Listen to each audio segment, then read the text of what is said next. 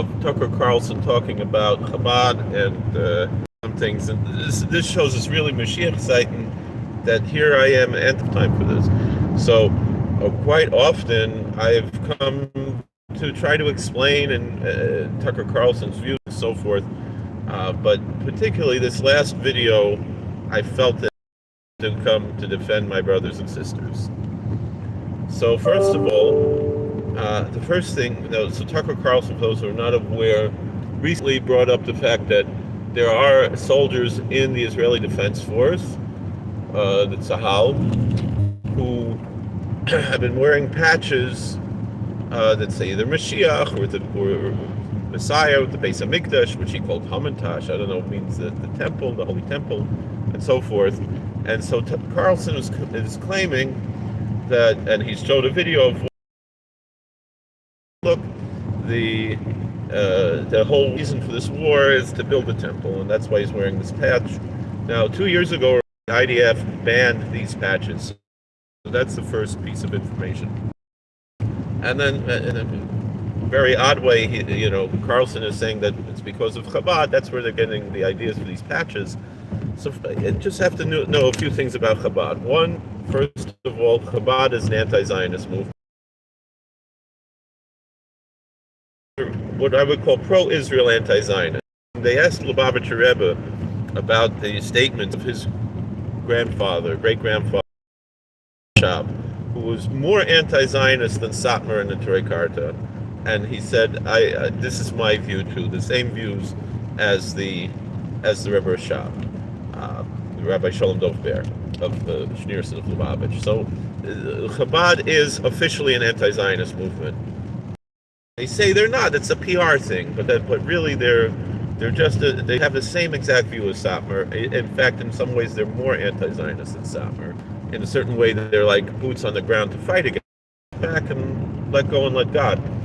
But with all that being said, Chabad absolutely agrees with this standard Haredi ultra-Orthodox view that we are not to take matters into our own hands. Tucker is saying, they're going to go and destroy the Al-Aqsa Mosque.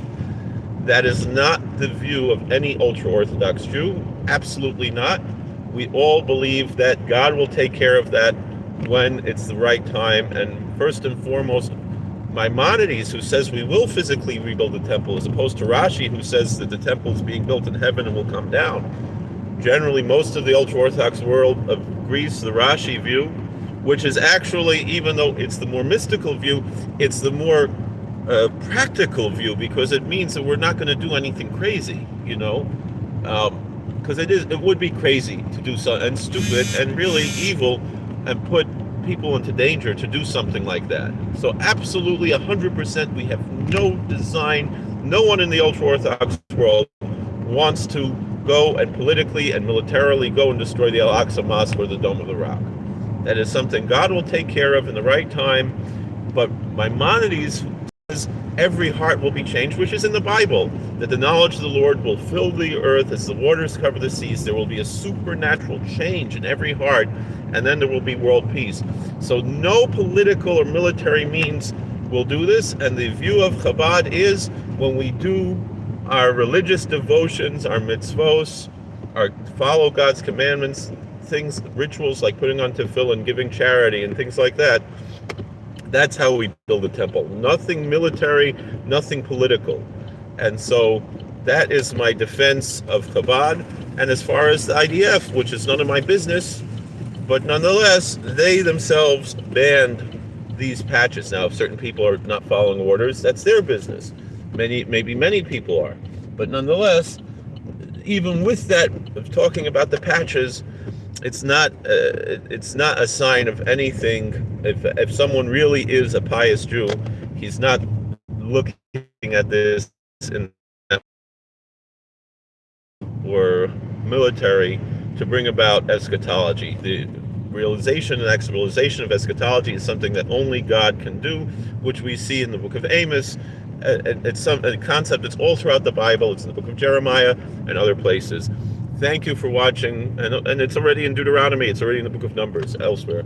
Thank you for watching. God bless. Please like, share, and subscribe, comment. I gotta go. Maybe we'll talk later.